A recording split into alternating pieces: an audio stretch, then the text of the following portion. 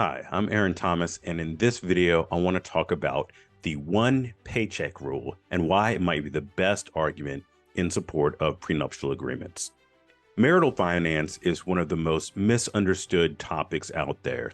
In my experience, most people don't know what getting married means for the finances until they're going through a divorce. And then they're in complete shock.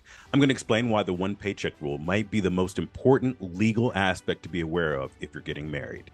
You may or may not know the general rule when it comes to asset ownership during marriage. You keep what you're bringing into the marriage. If you own a piece of property prior to getting married, that property is considered your separate property if you were to get divorced, meaning you get to keep that property. It's not up for division. On the other hand, property that you acquired during the marriage is considered joint property, which is up for division if you get divorced. And when these rules are stated like this, it seems pretty easy and straightforward. You keep what you brought in and you split what you build together. Easy, right?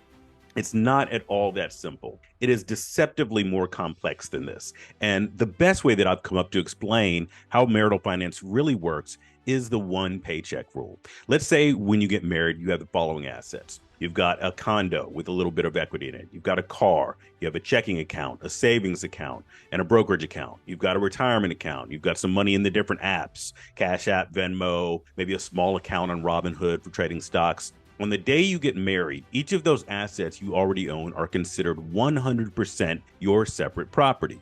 But after you get your first paycheck, look at what happens. Some of that money from the first paycheck after you get married goes to your retirement, automatically deducted from your paycheck into a 401k.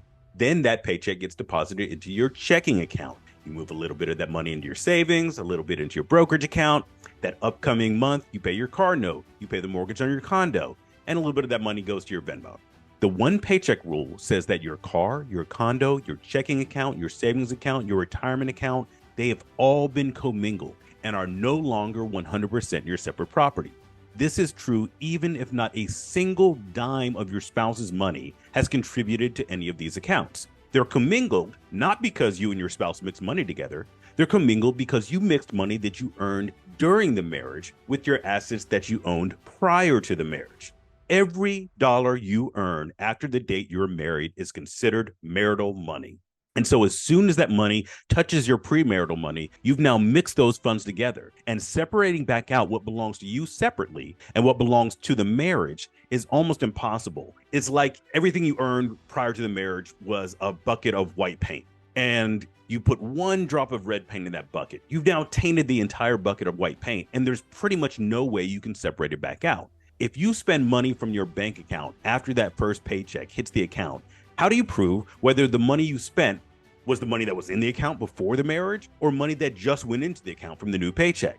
And all of this is just off of one paycheck.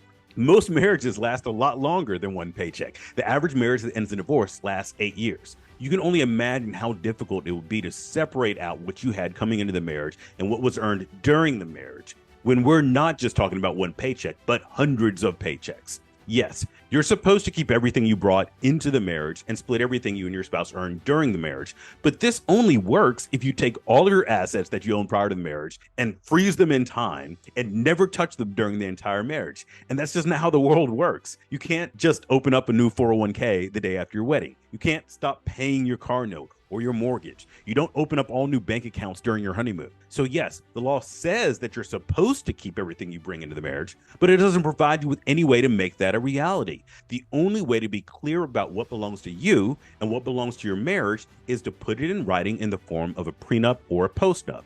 And this one paycheck rule is one of the big reasons that divorce is so expensive and painful. People get divorced after a decade of marriage and say, but what about all the assets I had coming into the marriage? I shouldn't have to split those, right? I had money in my retirement. I had a car. I had equity in a condo.